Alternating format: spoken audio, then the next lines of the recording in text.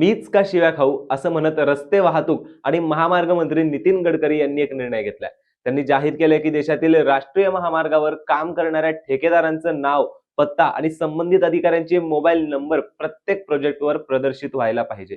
हे मोठ्या बोर्डावर किंवा क्यूआर कोडच्या माध्यमातून करता येईल. त्यामुळे जर रस्त्याच्या कामात काही त्रुटी किंवा तक्रार असेल तर लोकांनी लगेचच माहिती मिळेल की कोण जबाबदार आहे. त्यांच्या या निर्णयामुळे देशभरात त्यांची चर्चा सुरू आहे. हायवेवरील क्यूआर कोड स्कॅन केल्यावर प्रवाशांना त्या रस्त्याच्या कामाची संपूर्ण माहिती, आकडेवारी आणि तक्रारीसाठी संपर्क माहिती मिळेल. त्यामुळे ठेकेदारांवर आणि अधिकाऱ्यांवर कामाची गुणवत्ता राखण्याचं दडपण राहणार आहे. गडकरींचा उद्देश असा आहे की काम कमी दर्जाचं केलं तर लगेचच जबाबदार व्यक्ती ओळखता यावं.